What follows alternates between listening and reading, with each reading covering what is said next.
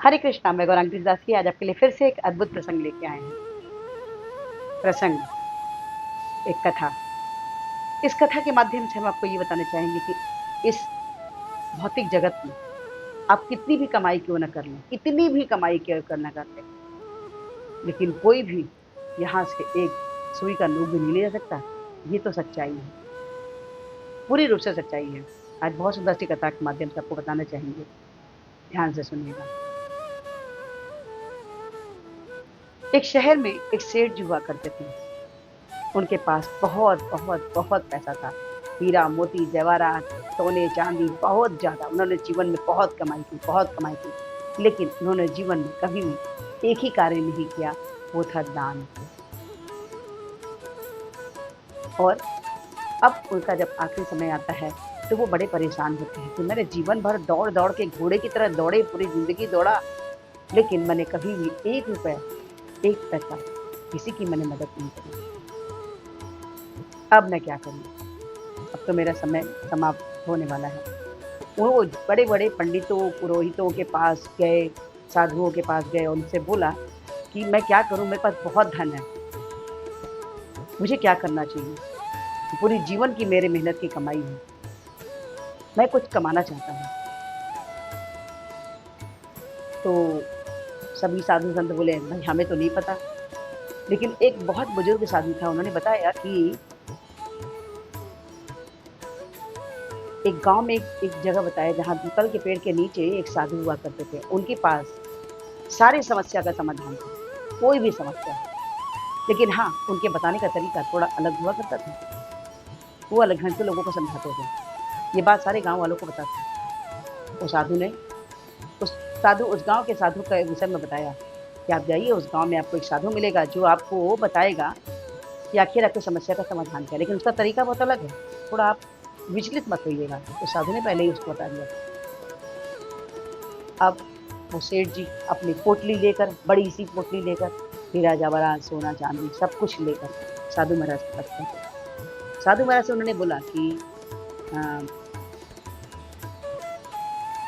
जय श्री राम प्रभु, जय श्री राम। उनको बोलते उनको प्रणाम किया, चरण स्पर्श किया। उनसे बोला मेरे जीवन में, जो कि थोड़ा अंतर्यामी थे, उन्हें लोगों की स्थिति मालूम चल जाती थी। उन्होंने पूछा हाँ बताइए आप यहाँ आपके आने का क्या कारण है? साधु महाराज ने पूछा। तो उसने कहा कि महाराज मैंने जीवन में बहुत धन कमाया, बहुत धन कमाया, लेकिन मेरे पास शांति नहीं है, हमें शांति चाहिए, शांति की तलाश के लिए साधु महाराज के पास आए थे। साधु महाराज बोले अच्छा। और वो साधु महाराज के पास पहुंचते ही साथ अपना पूरा पोटली साधु महाराज के पास, चरणों के पास रख दिया कि मेरे जीवन की ये कमाई है, आप इसे बताइए मुझे क्या करना है। साधु महाराज उसकी बातों को बड़े ध्यान से सुने और उठे, और तुरंत उठकर वो जो पोटली थी लेकर उसको भागने लगे। वो व्यक्ति सोचा कुछ इनके समझाने का तरीका है, थोड़ी देर बैठा था, लेकिन जब उनको समझ में आया कि अरे ये तो मेरा लेके भाग गया, ये साधु तो मेरा सोना चांदी हीरा मोती लेके भाग गया, ये तो फ्रॉड है, धोखेबाज है। अब वो सेठ जी सब कुछ छोड़कर उसके पीछे दौड़ने लगे, साधु के पीछे। अरे ये साधु चोर है, ये साधु गलत है, धोखेबाज है, ऐसा है वैसा है। वो साधु गरियाते जा रहे हैं और दौड़ते जा रहा है वो साधु के पीछे, अपने धन के पीछे। साधु जी उस गांव की गलियों गलियों चप्पे चप्पे सब, उन्हें सब कुछ जानकारी थी। दौड़ते दौड़ते इस गली से उस गली, उस गली से उस गली, उस गांव से उस पेड़ के नीचे, उस पेड़, ऐसे दौड़ते दौड़ते साधु महाराज वापस अपने उसी स्थान पे आए जहाँ वो पीपल के पेड़ के पास आए। और आकर वहां उनका घोड़ा खड़ा था, सेठ जी का घोड़ा खड़ा था। घोड़े के पास ही उन्होंने धन की पोटली को रख दिया और जाकर पीपल के पेड़ के पीछे छुप गया। उस सेठ जी दौड़ते दौड़ते दौड़ते दौड़ते थके हारे जब वहां पहुंचते हैं तो देखते हैं घोड़े के पास उसकी पोटली पड़ी, और देखकर उसे सांस में सांस आई। इतनी शांति मिली, इतनी शांति मिली, इतना खुशी मिला। कहता प्रभु आपका बहुत बहुत धन्यवाद। समझ में नहीं आया वो साधु जी मेरा धन लेके भागे और यहाँ लाके छोड़ क्यों दिए।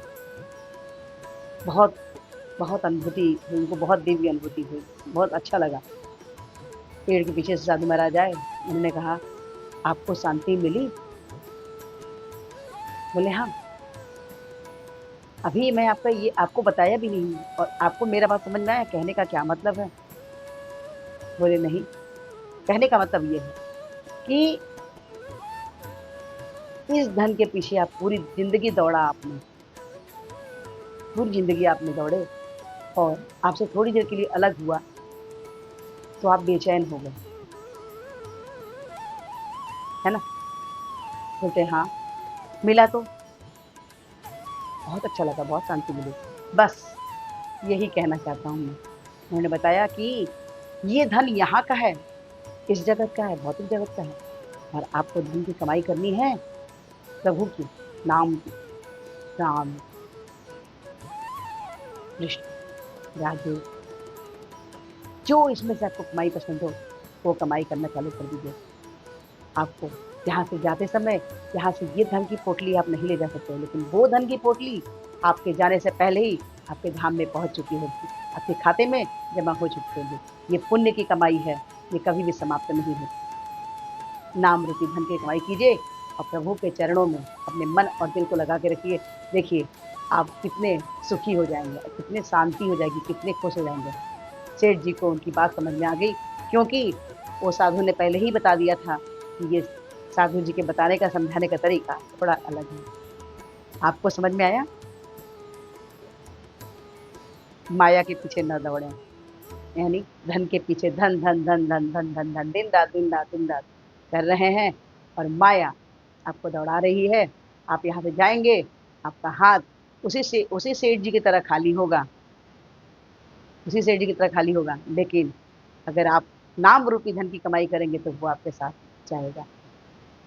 ये छोटी सी अद्भुत कथा आपको कैसी लगी? अच्छी लगी हो तो प्लीज़ लाइक कीजिए, शेयर कीजिए, सब्सक्राइब कीजिए और इस वीडियो को विनम्र प्रार्थना कि हमारे पूज्य आचार्य श्रील प्रभुपाद में हरे कृष्ण नाम जपने बोले हैं जो कुछ इस प्रकार से है, हरे कृष्ण कृष्ण कृष्ण हरे हरे, हरे राम राम राम हरे। तो हरे कृष्ण हम जपिए, मेरी आपसे विनम्र प्रार्थना है, एक माला जपिए, आपके जीवन में बदलाव आने शुरू हो जाएंगे। तो धीरे धीरे धीरे धीरे एक माला से दो माला, दो माला से चार, चार से छः, छः से आठ, आठ से 16 माला पे आइए और अपने जीवन को सुखमय, आनंदमय, भक्तिमय बनाइए। हरे कृष्णा, राधे राधे।